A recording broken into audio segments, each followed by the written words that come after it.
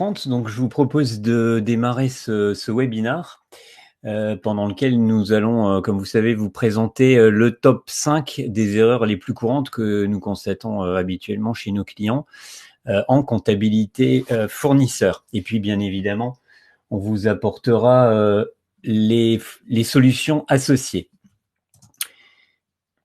Alors, c'est moi qui vais intervenir pendant toute la durée de ce webinaire. Je suis donc Anthony Seffer, responsable des services digitaux pour nos clients ou pour les développements internes d'algorithmes et de data analytics, évidemment toujours pour le compte de nos clients. Et j'anime également un réseau de partenaires technologiques. Valuement, en quelques mots, est une société internationale d'audit et de conseil avec une présence en Europe et au Moyen-Orient. Nous sommes spécialisés dans l'analyse des processus financiers et achats au travers de l'analyse des données, qui est un maillon essentiel dans nos prestations, afin d'identifier les dysfonctionnements, les analyser et la finalité, évidemment, étant la mise en œuvre des améliorations associées et des optimisations dans vos processus. Chez nos clients, on travaille en étroite collaboration, principalement avec les directions financières et les directions achats. Alors, cette présentation va se dérouler en 4 temps. 2 premières parties en guise d'introduction pour apporter des éléments de contexte, à la fois sur les facteurs de risque et sur les conséquences de ces risques en termes de fuite dans votre processus Procure to Pay. Et puis, en troisième partie, le cœur du sujet, les 5 erreurs les plus courantes avec des propositions de solutions. Et puis, classiquement, on terminera par une session de questions-réponses. Donc, je vous propose de noter d'ores et déjà vos questions pendant la présentation pour anticiper et pouvoir dégainer plus rapidement en fin de session. Alors, sur les facteurs de risque, ce sont les constats liés à notre expérience chez nos clients. On les classifie en trois catégories. La première catégorie, la catégorie organisation.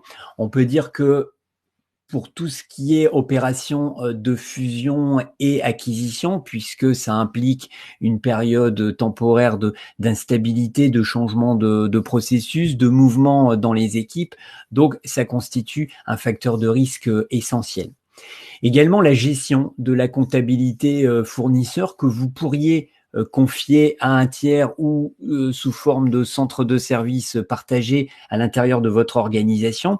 Évidemment, ça apporte beaucoup de bonnes choses, on le sait, mais également des possibilités d'erreurs et de dysfonctionnements potentiels, puisqu'il y a une rupture dans les relations, dans la communication, avec parfois un peu de pression, et ce qui fait que voilà, il y a des erreurs qui sont sous-jacentes.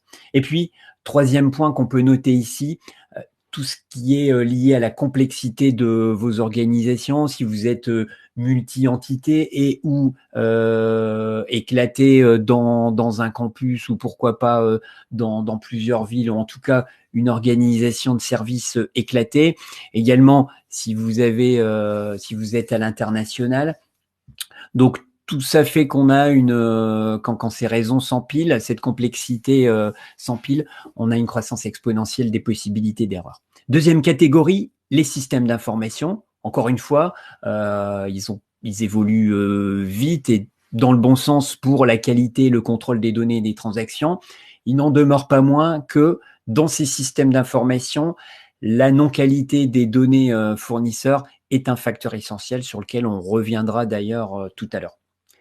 Tout ce qui est lié au changement ou migration de RP, alors principalement votre RP ou votre solution autour de la finance et de la comptabilité, mais ça peut être également d'autres systèmes ou ERP satellites.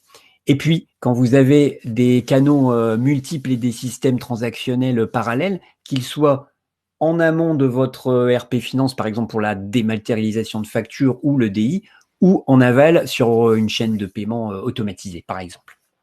Et puis enfin, vous ne serez pas surpris de cette troisième catégorie qui concerne les équipes. Une rotation importante au sein de vos équipes ou un recours au travail temporaire est également un facteur de risque puisqu'on a des équipes qui sont moins bien formées, qui ont moins bien apprécié moins bonne connaissance de vos processus. Et puis, les pressions calendaires qu'on retrouve classiquement dans les services comptables avec la fameuse clôture de fin de mois, eh bien tout ça, ça génère un stress sur les équipes qui peuvent donc avoir un impact sur les dysfonctionnements.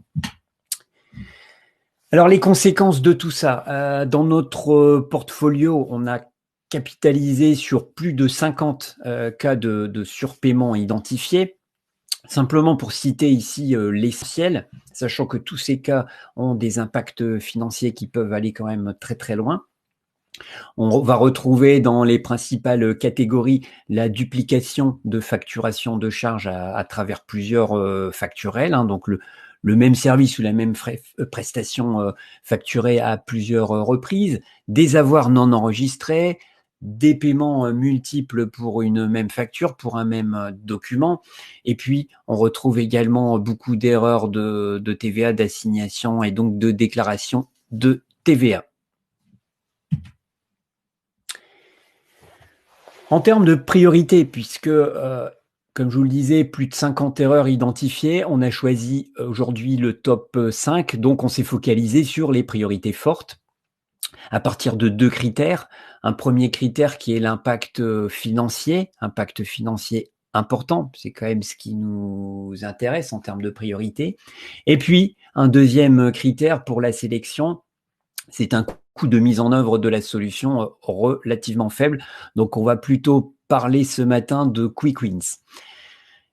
Évidemment, nous, quand nous menons un audit pour le compte de nos clients, on travaille également sur les priorités fortes. Et puis, dans une deuxième phase, on remonte sur les priorités moyennes, où il y a quand même fort à trouver. Et selon les résultats des priorités moyennes, on peut ou pas intervenir sur les priorités basses.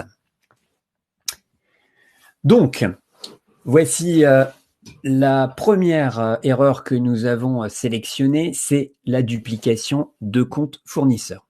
Alors, de quoi s'agit-il? Eh bien, il s'agit d'un fournisseur unique avec plusieurs comptes créés dans votre référentiel ou dans vos référentiels fournisseurs. Ce qu'on constate en général chez nos clients, c'est qu'il n'y a pas, ou en tout cas, ça reste relativement flou en ce qui concerne l'organisation pour la création des comptes fournisseurs. Donc, l'organisation, sous-entendu le processus, le workflow, les droits.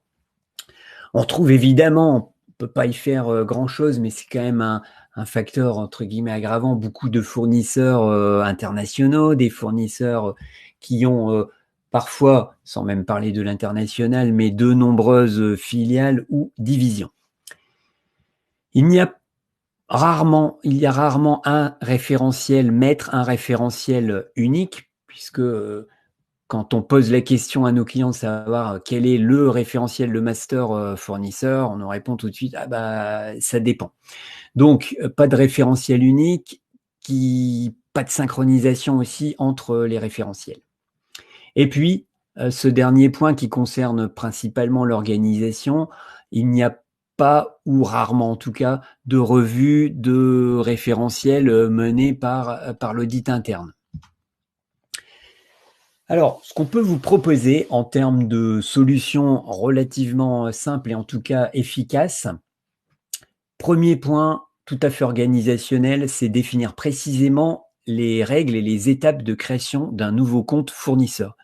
Qui a le droit de créer son compte, le compte fournisseur, avec quel contrôle, est-ce qu'il y a un workflow, qui va valider la création du compte fournisseur.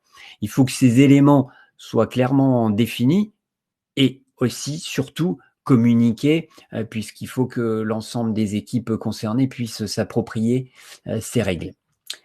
Le deuxième point, c'est la mise en place des masques et formats standardisés d'informations fournisseurs. C'est tout à fait possible dans la majeure partie des ERP, en tout cas dans les ERP les plus connus. Alors, ça veut dire quoi? C'est-à-dire que pour vous donner quelques exemples, on peut formater les adresses pour éviter, pour pouvoir identifier plus facilement des doublons grâce aux adresses. On peut aussi formater les numéros fiscaux pour s'assurer que un fournisseur qui est en France, le code commencera bien par le code pays. On peut également sur les statuts juridiques, par exemple, si c'est SRL, on peut obliger SRL en majuscule, interdire la mise en place d'un point ou d'un tiret après. Donc, tout ça, tous ces standards vont permettre d'éviter et vont permettre à l'ERP de détecter un réel doublon fournisseur. Et puis, tout ceci, évidemment, n'empêche pas quand même l'introduction d'un doublon fournisseur. Donc, on ne peut que vous conseiller de mettre en place une revue périodique des référentiels fournisseurs qui va se dérouler en 2 temps. Premier temps, la vérification des formats et des informations essentielles des fournisseurs, donc les noms, raisons sociales, le statut juridique, les adresses, codes fiscaux, pourquoi pas aussi les codes IBAN. Et dans un deuxième temps, une fois que cette vérification, éventuellement cette modification est faite, vous allez pouvoir procéder à une identification des doublons fournisseurs. Donc pourquoi pas, vous pouvez faire ça directement dans un outil tel que Excel, puisque c'est aujourd'hui l'outil le plus répandu que tout le monde possède. Vous pouvez faire un export dans Excel et réaliser ce contrôle directement dans Excel et ensuite, dans un dernier temps, faire la mise à jour dans votre référentiel fournisseur. Deuxième erreur, les numéros de facture qui ne sont pas standardisés. Et donc, on a une facture identique qui est enregistrée en comptabilité 2 fois, voire même, ça arrive, on l'a déjà constaté 3 fois, avec des numéros différents. Donc ça, c'est dû tout simplement, et dans la majeure partie des cas, à une inattention, si on parle de facture saisie manuellement. Ça peut être dû aussi, on l'a parfois constaté, à un forçage volontaire à la saisie, par exemple dans le cadre d'un centre de service partagé, avec quand même des impératifs sur la productivité. Donc on saisit une facture pour un fournisseur, on est persuadé de ne jamais encore avoir reçu cette facture pour ce fournisseur. Néanmoins, le numéro ne passe pas, donc on rajoute un petit caractère, un point, un tiret au début ou à la fin de la facture, et par miracle, ça passe. Et puis, ça peut être aussi dû à l'intégration d'un canal externe à l'ERP qui bypasse évidemment la saisie manuelle. Par exemple, un système de dématérialisation de factures sur lequel il y a moins de contrôle. La saisie des numéros de facture dans les ERP est quand même, et dans les interfaces aussi, est quand même assez permissive sur les caractères spéciaux et les formats que nous pouvons saisir. Alors, les solutions, on en a noté, on vous en propose 4. La première solution, c'est de standardiser les saisies sur toutes les plateformes. Si vous avez standardisé les saisies manuelles de vos numéros de facture sur votre ERP, il n'y a pas de raison que le standard ne soit pas défini exactement de la même façon sur toutes les interfaces autour de votre ERP et qui permettrait d'intégrer les factures. Donc ça, évidemment, c'est un travail à faire en collaboration plutôt avec vos responsables de domaine ERP ou dans certains cas avec les équipes informatiques, mais c'est assez simple à mettre en œuvre. Ensuite, vous pouvez définir des masques de saisie de numéros de facture par fournisseur. Alors, si vous avez 3, 4 ou 5 000 fournisseurs, vous n'allez pas évidemment définir un masque pour chaque fournisseur, c'est un peu la règle des 20-80. Pour pouvoir définir ces masques sur les fournisseurs essentiels. Un masque, ça veut dire quoi? C'est-à-dire, par exemple, que un fournisseur a toujours le même numéro de séquence. Si, par exemple, il commence ses séquences facture par FA suivi du numéro de l'année, eh bien, il pourra être intéressant pour ce fournisseur-là de se dire que le masque de saisie commence par 2 caractères avec ensuite 4 digits. Et puis évidemment, il faudra définir des exceptions avec des normes spéciales pour les vouchers qui ne sont pas des factures. On peut également, et là pour l'ensemble des fournisseurs, interdire certains caractères. On voit rarement, pour ne pas dire pas, de numéro de facture avec des caractères type hashtag, arrobas ou tilde. Donc on peut interdire ces caractères spéciaux. par défaut, c'est pas interdit dans les ERP. Alors quand même, on peut vous conseiller un service de recovery audit au moins une première fois, puisqu'on va travailler sur l'exhaustivité. On vous aidera à identifier tous les types de doublons enregistrés et surtout quelles en sont les causes et quels sont les numéros de facture qui ont été saisis en doublon et pourquoi c'est passé à travers les mailles du filet. Ça vous permettra de mieux définir vos contrôles et masques par la suite. Troisième erreur, c'est l'absence de contrôle systématique hors ERP. Alors, ça signifie que des doubles paiements combinent bien souvent, j'ai envie de dire dans les 3/4 des cas, ça combine plusieurs systèmes. C'est assez rarement la même facture qui est saisie manuellement 2 fois. Donc, on a la même facture, mais qui arrive par différents canaux. Ou en tout cas, si c'est dans votre ERP, bien souvent, c'est parce que la facture est attribuée à l'une de vos autres entités ou un autre fournisseur. Même si en fin de compte, c'est le même fournisseur réel, mais ça peut être plusieurs comptes fournisseurs dans votre ERP. Et puis, à côté de ça, on a des contrôles qui sont effectués, oui, qui sont, on va dire, bien effectués dans l'absolu, mais qui sont des contrôles verticaux. C'est-à-dire que, évidemment, un ERP ne permet pas de saisir 2 fois la même facture, mais il contrôle l'unicité, donc le numéro unique exact de la facture par rapport à une entité et un fournisseur. Et puis, on a à côté de ça des interfaces. Parfois, certaines intègrent des factures directement dans la base de données de l'ERP sans contrôle sur l'historique. Donc, encore une fois, on a un contrôle à l'instant T, un contrôle unitaire, en tout cas j'espère, mais c'est quand même vrai dans la majeure partie des cas, mais pas de contrôle sur l'historique. Donc, ça peut être le cas de l'e-invoicing, de l'EDI, de la reconnaissance automatique de factures. Alors, les solutions proposées, un contrôle des doublons à l'intégration de l'ERP et qui est basé, c'est très important, sur l'historique des factures. On peut remonter à 6 mois, on peut remonter à 1 an. Nous, dans nos prestations, on remonte même jusqu'à 2-3 ans. Avec quand même, quand vous mettez un pré-contrôle à l'intégration, n'oubliez pas d'y ajouter un workflow puisqu'il faut bien traiter l'exception. C'est-à-dire que s'il y a un doute sur un doublon de facture, parce que c'est jamais un cas de doublon 100% confirmé par le système automatique, on va plutôt parler de cas suspects, de doute, il faut prévoir le workflow pour que quelqu'un puisse regarder et donc rejeter ou valider l'intégration de cette facture. Vous pouvez mettre des contrôles en place en amont, il n'empêche que il y a toujours des factures, des paiements qui passent à travers les mailles du filet. Donc, il faut quand même organiser des contrôles périodiques a posteriori. Et ces contrôles, il faut les faire multisystèmes, donc croiser vos systèmes.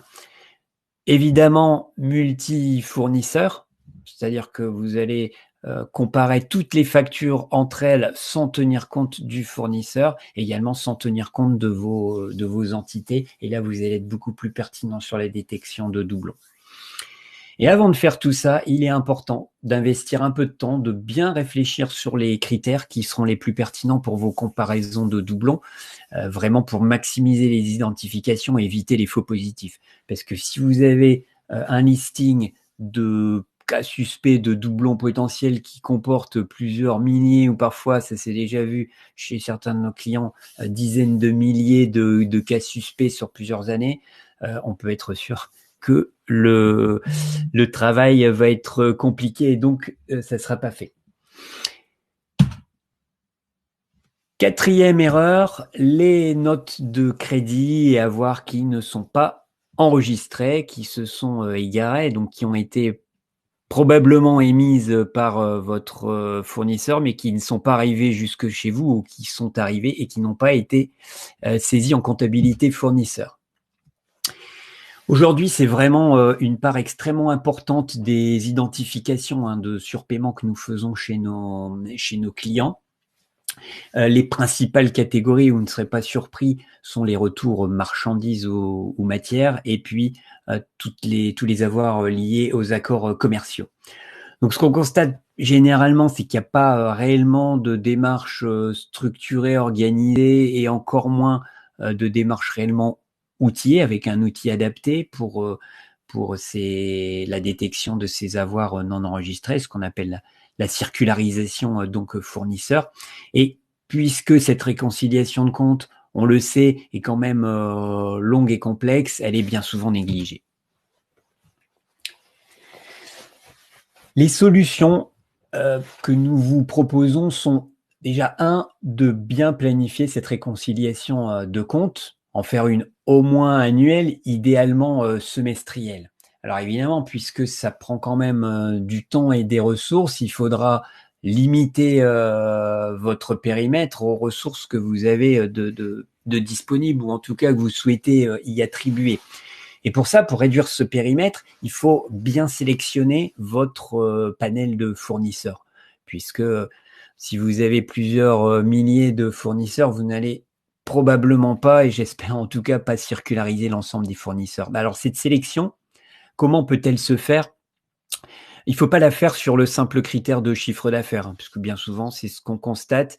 On fait le top fournisseur sur le chiffre d'affaires, et puis on fait le top 50, le top 100.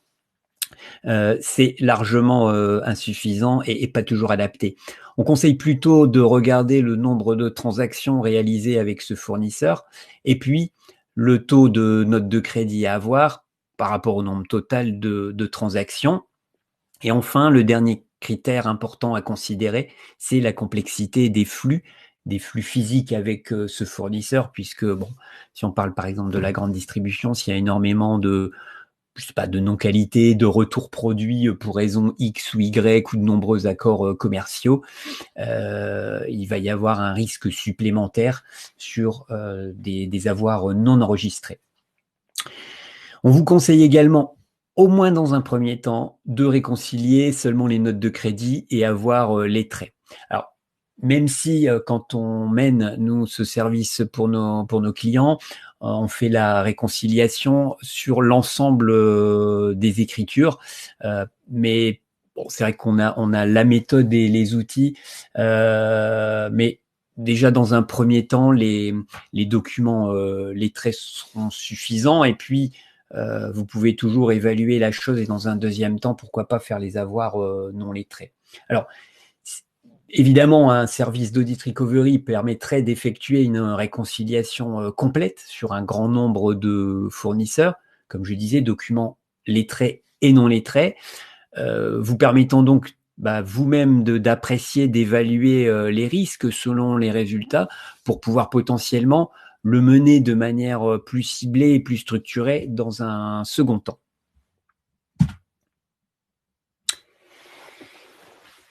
La cinquième et dernière erreur proposée aujourd'hui, c'est l'audit de transaction fournisseur, et donc un audit de transaction fournisseur bien souvent inadapté. Alors, inadapté parce que les équipes d'audit interne, c'est encore plus vrai si vous êtes dans un processus de certification, dans une démarche de certification ISO, ces audits sont essentiellement orientés processus et pas transaction. Si néanmoins on a des audits de transactions fournisseurs, ces audits sont menés sur des échantillons qui sont trop étroits, puisque pour certains contrôles, on a besoin d'être exhaustif. Si on veut détecter des doublons de factures ou des doublons de comptes fournisseurs, il faut travailler sur l'exhaustivité des données. Et enfin, encore une fois, quand on travaille sur échantillon, on a un ciblage qui se fait sur les plus gros fournisseurs basé sur le seul critère de chiffre d'affaires. Alors, les solutions que nous proposons, premier point essentiel, c'est de faire mener cet audit par une équipe totalement indépendante, qu'elle soit interne ou externe, mais qu'elle ne soit pas attachée à la direction financière ou à la comptabilité fournisseur. Tout simplement parce que quand on est dans une équipe intégrée, on détecte moins facilement avec toute bonne volonté, on détecte moins facilement les erreurs. Je reprends souvent l'exemple de la dictée. C'est vrai que lorsque je fais une dictée et que je me relis, j'ai beaucoup de mal à trouver mes erreurs, alors que quand je passe la dictée à quelqu'un d'autre, en quelques secondes, il trouve les erreurs. Eh bien, c'est un peu pareil, c'est un peu le même principe pour l'audit. Ces audits, il faudra les planifier à fréquence régulière et je vous le disais, avec des contrôles qui doivent être exhaustifs. Mis à part pour la réconciliation de comptes fournisseurs, où on va procéder par itération, par paquet de fournisseurs, mais pour les autres contrôles, il faudra plutôt être exhaustif. Je vous l'ai dit tout à l'heure, je reviens ici un petit peu plus en détail là-dessus, sur la définition des critères. Il faut bien définir les critères de comparaison. Première remarque, contrairement à ce qu'on pense, la date de pièce finalement est assez peu importante dans la détection des doublons. Donc c'est pas forcément un critère qu'il va falloir intégrer. Par contre, il faut effectuer ces contrôles de manière croisée en groupant les documents, tout fournisseur confondu et toute entité confondue. Même s'il y aura plus de faux positifs, mais vous allez évidemment découvrir beaucoup plus d'erreurs. Vous pouvez vous fixer des limites de montant, ça n'a pas forcément grand intérêt, en tout cas le jeu n'en vaut pas la chandelle, de descendre en dessous, je ne sais pas, de 300, 200 euros. Donc vous pouvez déjà éliminer les plus petites factures et pourquoi pas revenir dessus dans un second temps. Petite astuce pour les numéros de facture, vous pouvez éliminer dans les numéros de facture, les numéros attribués par les fournisseurs, éliminer tous les caractères spéciaux. Pourquoi pas tout simplement éliminer tous les caractères pour ne conserver que les digits et ainsi comparer les numéros de facture uniquement sur leurs digits, puis les montants par exemple. Ça peut être un critère intéressant.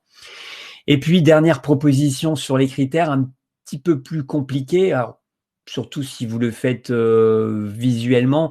C'est vrai que nous, on a des outils pour ça. C'est-à-dire que la séquence fournisseur des numéros de documents, que ce soit facture ou avoir, est tout le temps la même. Je reprends l'exemple de tout à l'heure. Un fournisseur qui commence tout le temps ses numéros de facture par FA suivi de l'année, eh bien, vous allez pouvoir identifier cette séquence et voir un numéro de facture enregistré pour ce fournisseur qui ne fait pas partie de la séquence. Voilà. Donc, ça peut être un contrôle visuel. Nous, on a des outils qui permettent de détecter automatiquement les séquences et également de détecter des exceptions dans ces séquences. Je vous conseille également de réévaluer et adapter vos contrôles au moins une fois par an pour avoir moins de faux positifs, en tout cas des contrôles plus pertinents. Vous allez vous rendre compte qu'il y a des critères qui n'avaient pas d'intérêt, qu'il y a peut-être des fournisseurs, des types de fournisseurs sur lesquels il faut plus se focaliser. Faites cette revue au moins à chaque fois la première année. Et enfin, dernier conseil, utilisez, investissez quand même un peu, ce ne sont pas des gros investissements, mais investissez un peu dans des outils adaptés. Excel, c'est très bien, mais ça ne fait pas tout, surtout en matière d'audit. Donc, utilisez plutôt des logiciels dédiés à l'audit qui sont plus puissants et qui intègrent des fonctions directement d'audit. Vous allez gagner du temps et être plus pertinent dans vos détections.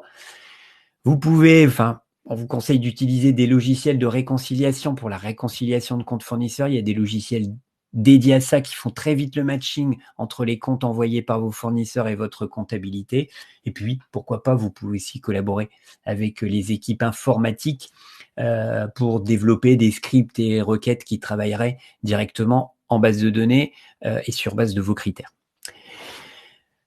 Voilà, donc les 5 erreurs les plus courantes, j'en ai terminé avec la présentation. Donc, je vous invite maintenant à me soumettre vos questions. Alors, vous pouvez les soumettre maintenant, comme ça, tout le monde en profitera, ou sinon, on reste bien évidemment à votre entière disposition à l'issue de cette présentation pour répondre à toutes vos questions.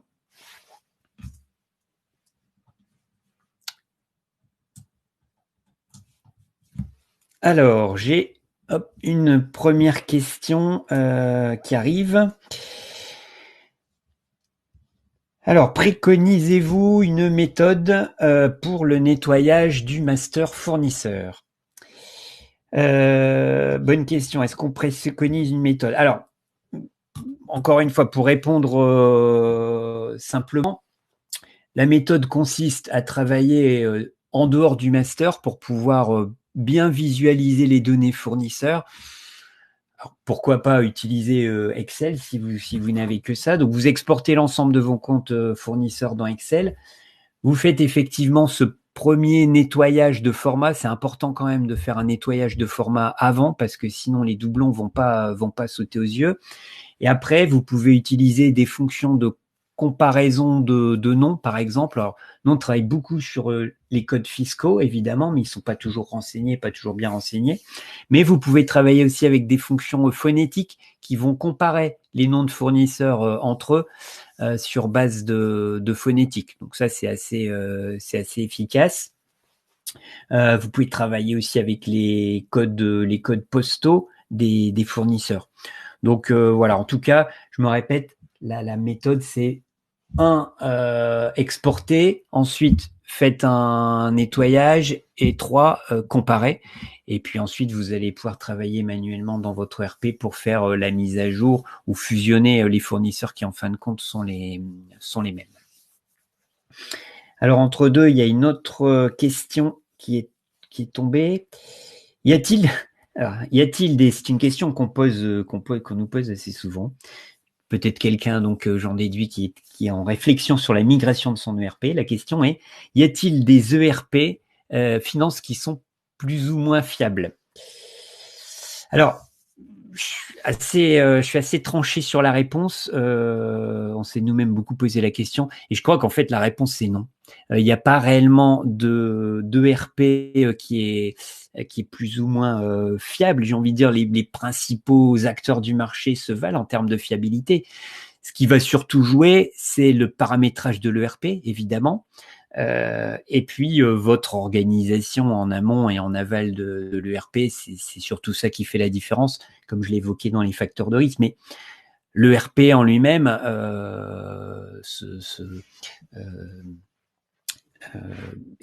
intègre correctement les contrôles.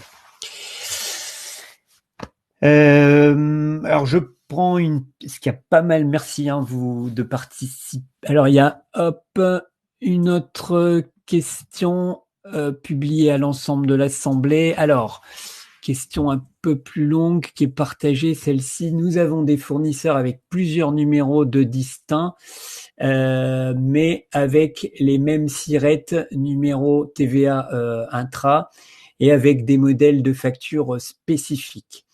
Difficile donc pour les best of breed du marché d'appliquer une reconnaissance correcte des données métadonnées à dématérialiser, donc nécessité de vidéocodage, effectivement. Donc là, c'est plutôt c'est pas une question, donc plutôt une remarque, effectivement. Oui, alors c'est vrai que si vous avez un fournisseur avec des sous-entités, c'est ce que je suis en train de comprendre, donc qui ont la même inscription en termes de SIRET. Voilà, donc la question arrive, quelle solution par conséquent? J'avoue que c'est difficile d'y répondre à chaud. Là, il faut bien évidemment le contrôle. Le contrôle que vous positionnez dans votre logiciel de dématérialisation doit plutôt se faire au niveau ce qu'on appelle le super fournisseur. Et donc dans ce cas-là, il va être effectivement difficile de définir un masque unique sur le numéro de facture. Donc dans ce cas-là, on va plutôt, puisque on peut pas, et c'est vrai, blinder le contrôle en amont sur le canal de dématérialisation de facture. Dans ce cas-là, on va plutôt augmenter la fréquence des contrôles en aval lorsque les factures sont en phase d'enregistrement pour pouvoir effectuer des contrôles croisés sur les critères qu'on a évoqués. Et donc là, multi-fournisseurs, multi-entités. On a même travaillé avec certains de nos clients sur ce sur ce type de processus avec un dispositif de contrôle continu. Donc, c'est une solution, on va dire, d'audit, mais qui est complètement automatisée et qui, juste avant l'intégration par le logiciel de dématérialisation de factures, va effectuer un contrôle d'ensemble croisé et sur l'historique. Et ce dispositif est indépendant de l'ERP et donc va pouvoir remonter de manière automatique les cas suspects. Écoutez, il est 12h05 maintenant. N'hésitez pas à nous contacter, bien évidemment, on sera ravis de répondre à toutes vos questions si des questions viennent par la suite. J'espère que vous avez pris bonne note de ce top 5 qui permet déjà de résoudre pas mal d'erreurs et donc de réduire les impacts financiers potentiels sur votre comptabilité fournisseur. Merci encore pour votre participation et puis à bientôt, j'espère.